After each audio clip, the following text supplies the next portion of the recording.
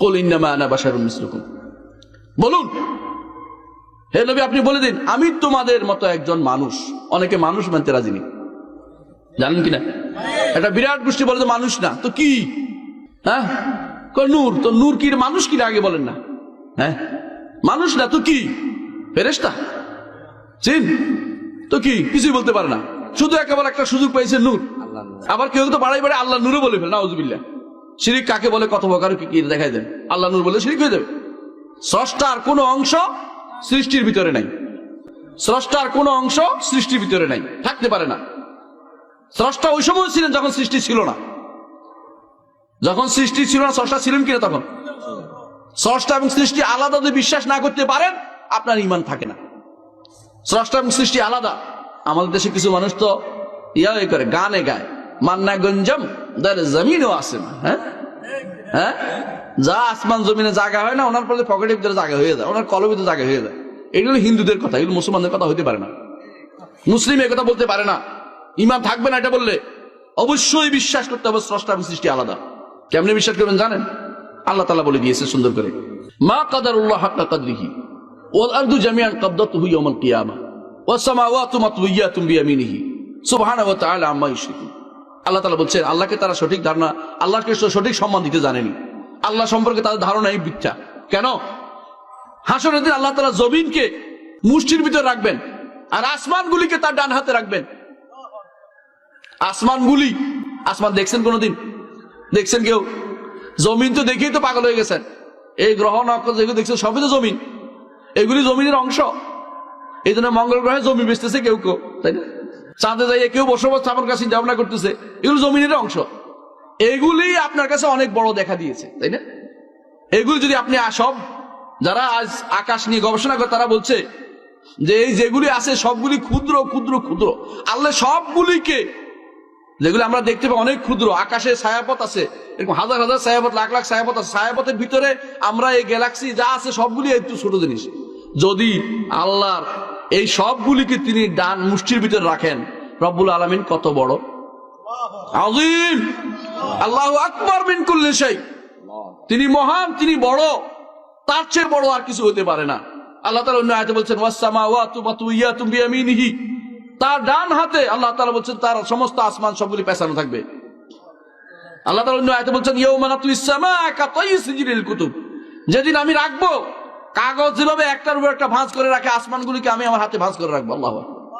মহান আল্লাহ কত বড়, তাকে আপনি বানাচ্ছেন আপনার কলের ভিতরে ঢুকে গেছে না, নাউযুবিল্লাহ। মানে আপনি কি এতই আল্লাহ তাআলা সম্পর্কে এত অজ্ঞ থেকে যাবেন সারাটা জীবন? আল্লাহ সম্পর্কে আপনার জানার কি একটু প্রয়োজন মনে করছেন না? রাসূলুল্লাহ সাল্লাল্লাহু আলাইহি ওয়াসাল্লাম কি বলেছেন? আসমান জমিন সহ যত কিছু আছে সব আল্লাহর কুরসির মধ্যে 7টা দিরহামের মতো। দিরহাম বুঝেন? টাকা, টাকা মুদ্রা আছে না, যত কিছু আছে না আসমান জমিন সবগুলি আল্লাহর কুরসির মধ্যে 7টা দিরহামের মতো। ওয়াসিআ কুরসিয়ুস সামাওয়াতি ওয়াল আরদ, আল্লাহ তাআলা বলছেন আসমান জমিন সব তার কুরসির ভিতরে জায়গা হয়। আর কুরসি হচ্ছে আরশের সামনে ফেলে রাখা ছোট্ট একটা জায়গা। আরশ কত বড়! ওয়াল আরশু লা ইয়াকদুরু কদরু ইল্লাল্লাহ, আল্লাহ ব্যতীত আরশ সম্পর্কে কেউ জানে না। রব্বুল আলামিনকে আপনি কি বানাচ্ছেন কোন তো? ক্ষুদ্র। আপনি এটাকে বানাচ্ছে কেউ কেউ বলে অনুপরমাণু, নাউযুবিল্লাহ। এই সবই হচ্ছে এই জন্য আল্লাহ সম্পর্কে মানুষের ধারণা শুদ্ধ নয়। আল্লাহ সম্পর্কে মানুষ ঈমান শুদ্ধ আনতে পারেনি। বিশ্বাস করতে হবে যে আমরা ক্ষুদ্রাতি ক্ষুদ্র জিনিস, আমাদের চেয়ে বড় বড় গ্রহ নক্ষত্রগুলো আল্লাহ তাআলা ডান হাতে মুষ্টির ভিতরে থাকবে হাসরের দিন সবগুলি।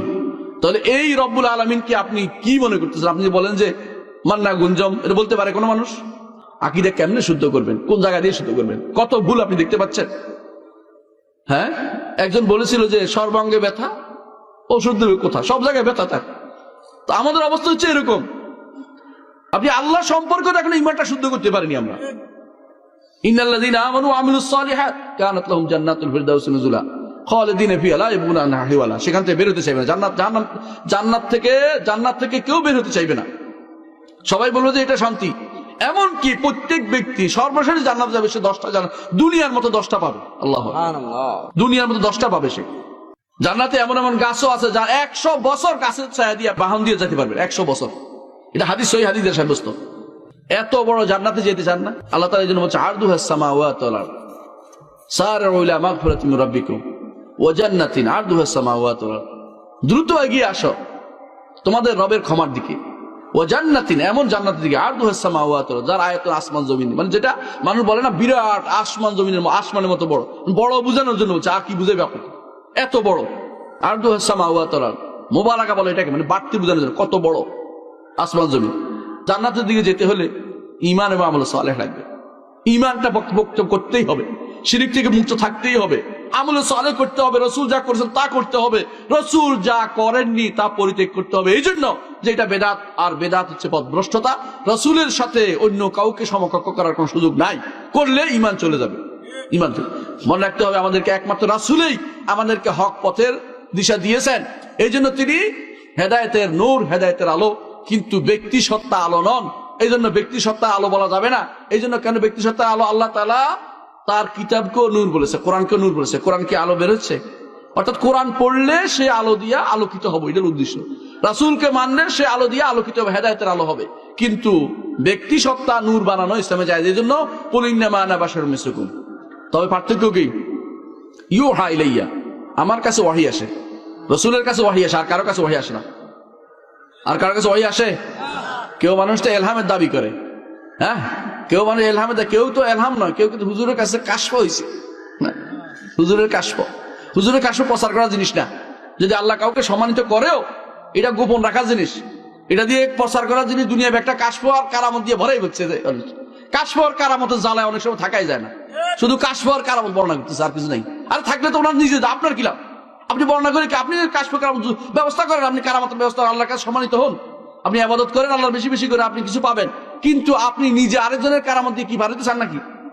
আরেকজনের কারামত দিয়ে আপনি পারবেন কি দিয়া? আপনাকেও আল্লাহর ওলি হন, নেককার হন, ভালো কাজ করেন, কিন্তু আপনি নিজে বানিয়ে বানিয়ে আরেকটা কেন করতেছেন? আরেকজনের কথা বর্ণনা করে আপনার লাভটা কি?